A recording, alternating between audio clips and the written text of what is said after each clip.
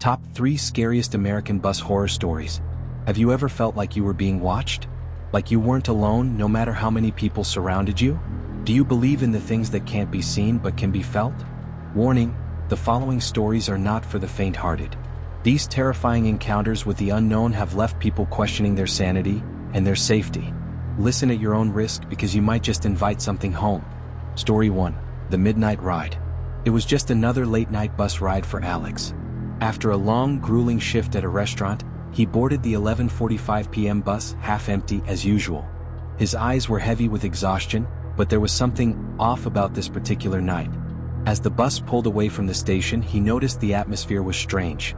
The air inside the bus was thick, suffocating almost.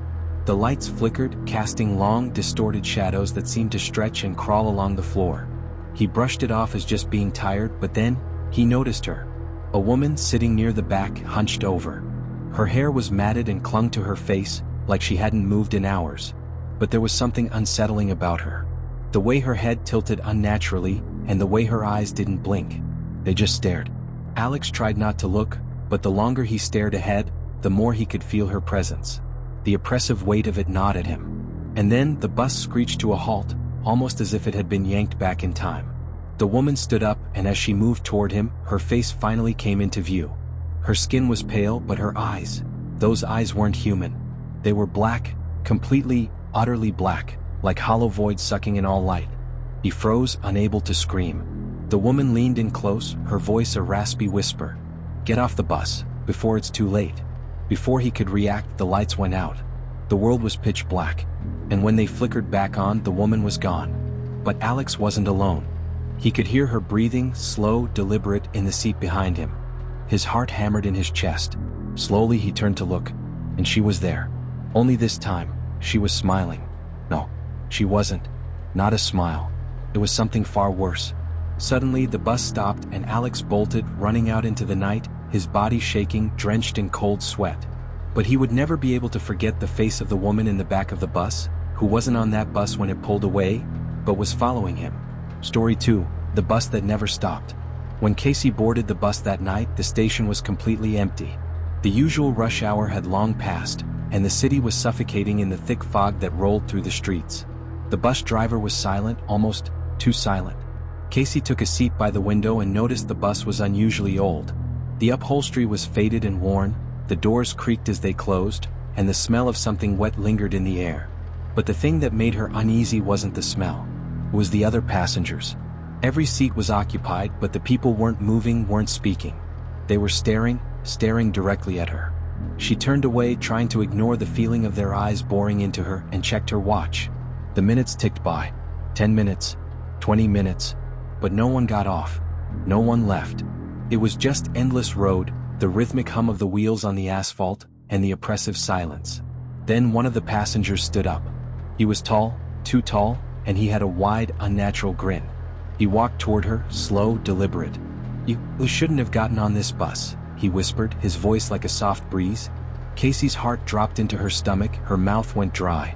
The bus wasn't stopping.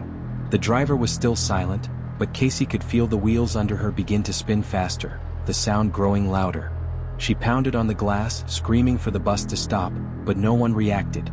The passengers just kept staring. The tall man leaned down, his face inches from hers. "You'll never leave." And then the lights went out. The air grew colder and the other passengers began to shift. Something unnatural filled the air. When Casey finally arrived at her stop hours later, the fog was thick. She stepped off, trembling. But as she looked back, she saw it. The bus still moving down the street without a single soul aboard. Story 3. The Unseen Passenger. On a quiet autumn night in a sleepy town, Leo was the last one to board the final bus of the night. He had missed his train and was now stuck in the middle of nowhere. The bus was practically empty except for one man sitting in the back, his head down, his hands clasped tightly together. Leo sat down near the front, trying not to think about the eerie silence. The hum of the engine was oddly loud, and the shadows in the corners of the bus seemed to grow, stretching further with each passing mile. The bus stopped at a station. The doors opened, but no one got on. However, the man at the back stood up and walked toward the door, but as he passed by Leo, their eyes met. It was then that Leo noticed something strange. There was no reflection of the man in the window next to him. Not even a shadow. The man wasn't real. Leo froze in horror. The bus doors slammed shut and the man, or whatever he was, walked toward the front. As the figure passed by, Leo could hear his footsteps, louder than they should have been. Heavy. Like the man was wearing boots filled with stones. The figure leaned in close. "I'm always here, waiting." Leo jumped back, but the man was gone. He looked out the window. The streetlights blurred past, but one remained, standing still. Leo's eyes widened as he realized it was no streetlight at all. It was his reflection, staring back at him from the window. But Leo had never been standing there. The end? You've heard their stories. You've been warned. But what if I told you that the real horror doesn't end when the story does? That by simply listening you've opened a door that might never close. Are you sure you're alone even now? Something followed you home, and it knows your name. Don't forget to subscribe, if you dare. Because sometimes the scariest part is wondering whether you're still safe in your own skin.